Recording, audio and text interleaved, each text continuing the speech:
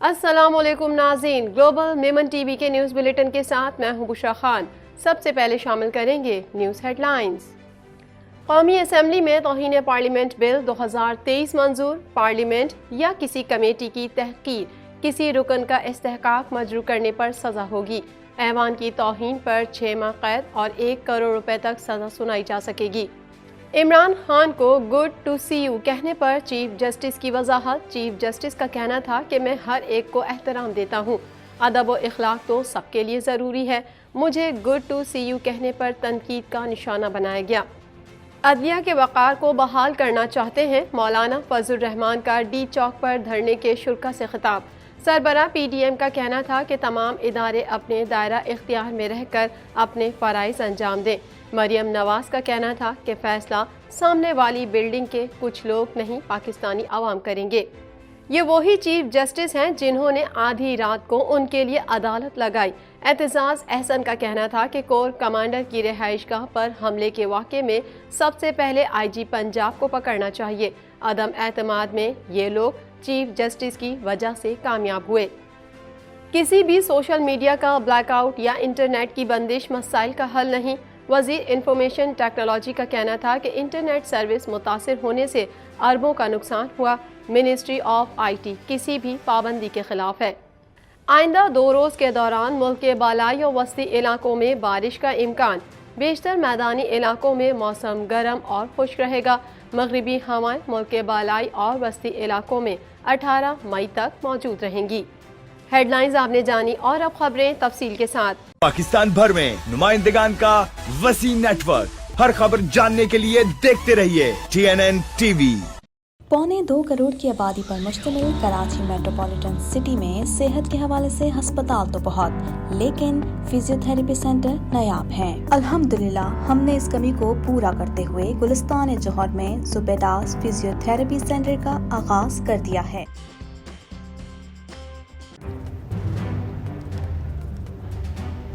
Islamic Finance TV, the only TV channel of the fastest growing Islamic economy in the world and the prime mover of Islamic finance news. Follow us on our social media handles and watch our reports and educational program at www.islamicfinancetv.com. For advertisement, please contact us at islamicfinancetv@gmail.com.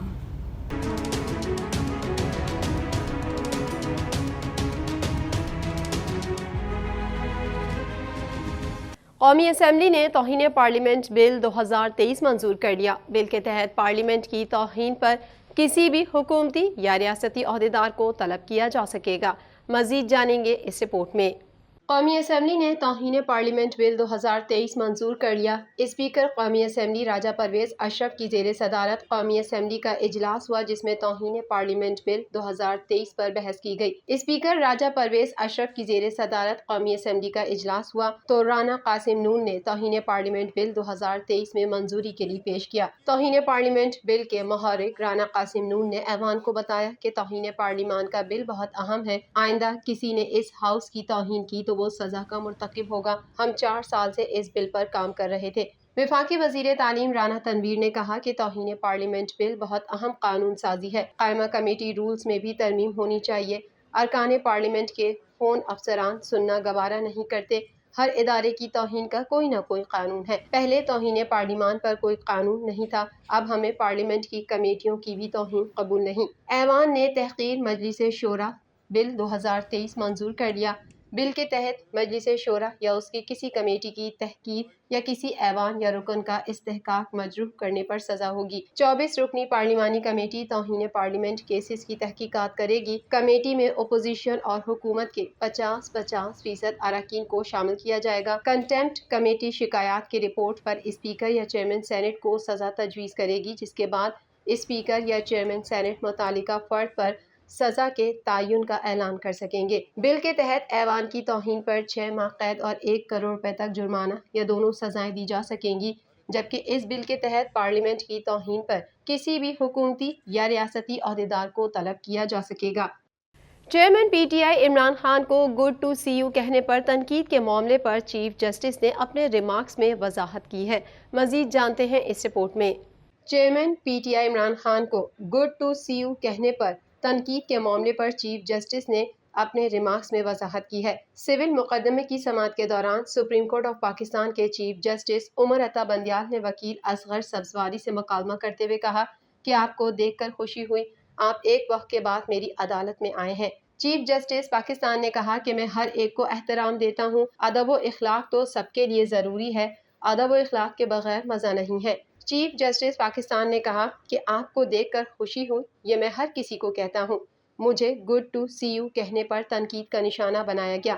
واضح رہے کہ Lahore high court کے احاطے سے عمران خان کی گرفتاری کے case کی سپریم کورٹ میں سماعت کے دوران چیئرمین پی ٹی آئی کی آمد پر گڈ ٹو سی یو کہنے پر چیف جسٹس کو تنقید کا نشانہ بنایا جا رہا ہے۔ دوسری جانب وفاقی وزیر اطلاعات و نشریات مریم اورنگزیب نے کہا ہے کہ چیف جسٹس نے گڈ ٹو سی یو کہہ کر عمران خان کی پشت پناہی کی، پی ٹی آئی کے لیے صدر مملکت جو کر رہے ہیں اس پر ہمیں غصہ ہے۔ اسلام آباد میں پریس کانفرنس کرتے ہوئے مریم اورنگزیب کا کہنا تھا کہ عمران خان وضاحت دے رہے ہیں 9 مئی کو جو کچھ ہوا وہ ایجنسیز نے کروایا، ٹکٹ ہولڈرز اور ٹائیگر فورس کے دہشت گرد ایجنسی کے بندے تھے۔ کہا گیا دوبارہ گرفتار کیا گیا تو 9 مئی سے زیادہ رد عمل آئے گا، کیا آپ کی بات سب مان لیں گے؟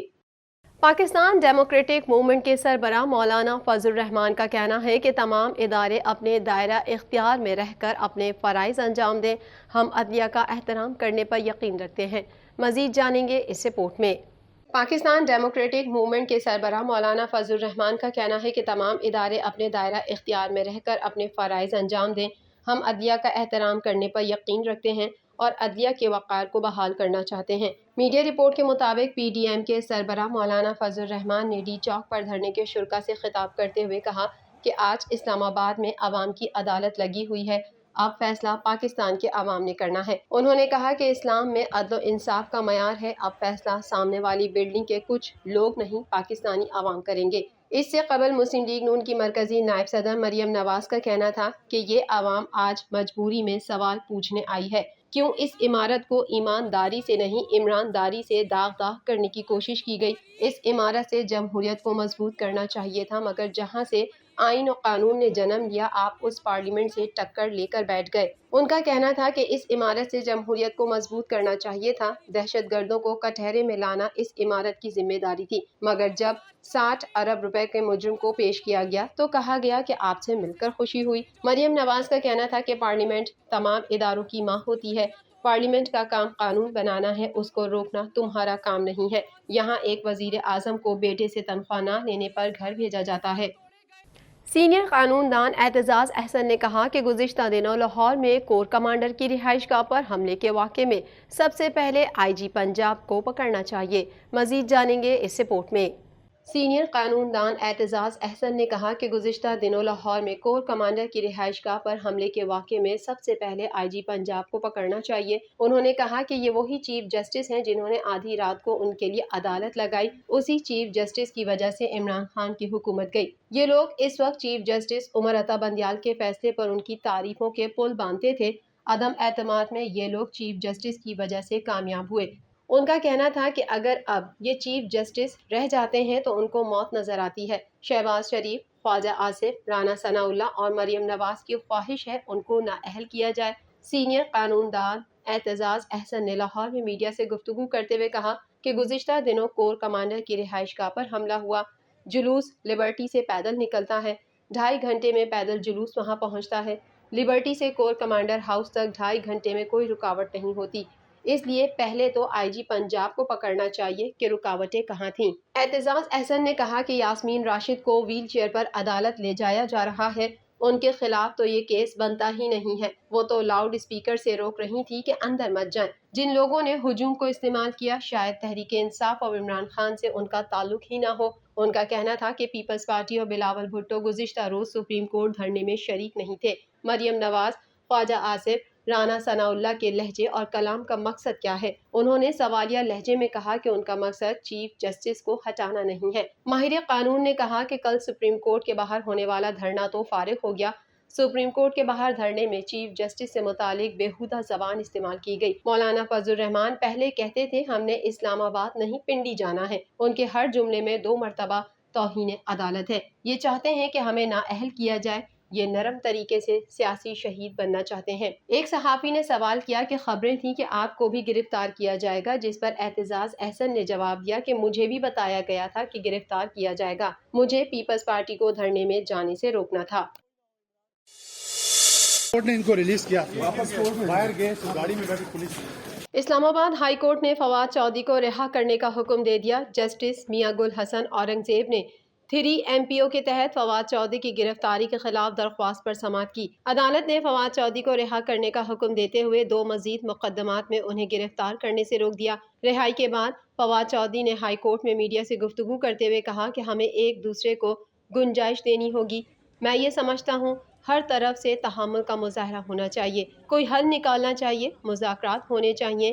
یہ ملک پابندیوں کا متحمل نہیں ہو سکتا۔ گفتگو کے بعد فواد چودھری باہر جانے کے لیے گیٹ پر پہنچے ہی تھے کہ پولیس نے انہیں دوبارہ گرفتار کرنے کی کوشش کی۔ پولیس سے بچ کر بھاگتے ہوئے دوبارہ کمرہ عدالت میں پہنچ گئے۔ اس دوران وہ گر بھی گئے۔ اسلام آباد ہائی کورٹ کے باہر میڈیا سے گفتگو کرتے ہوئے ہبہ فواد چودھری نے کہا کہ ہائی کورٹ نے فواد چودھری کو ضمانت دی، باہر گاڑی لگا کر اسے گرفتار کرنے کی کوشش کی گئی، یہ انصاف ہے اس ملک میں۔ ان کا کہنا تھا کہ جب ایک عدالت نے حفاظتی ضمانت دے دی ہے تو آپ کس طرح دہشت گردوں کی طرح اٹھا کر لے جا سکتے ہیں۔ فواد چودھری کی اہلیہ کا کہنا تھا کہ آپ نے میرے شوہر کو CIA جیل میں رکھا، ہم نے تب بھی کچھ نہیں کہا، افسوس ہے مجھے اس ملک پر۔ کورٹ سے بیل ملتی ہے میرے ہسبینڈ کو اور باہر گاڑی لگا کے اٹھانا شروع ہو جاتے ہیں ان کو، یہ انصاف ہے اس ملک میں؟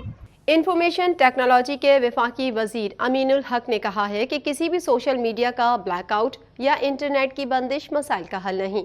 مزید تفصیلات اس رپورٹ میں۔ انفارمیشن ٹیکنالوجی کے وفاقی وزیر امین الحق نے کہا کہ کسی بھی سوشل میڈیا کا بلیک آؤٹ یا انٹرنیٹ کی بندش مسائل کا حل نہیں۔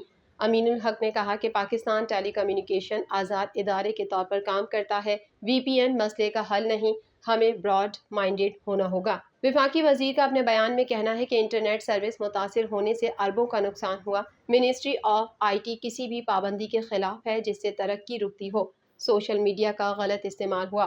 وفاقی وزیر نے کہا کہ IT انڈسٹری کو سہولت فراہم کرنے کی کوشش کی جائے۔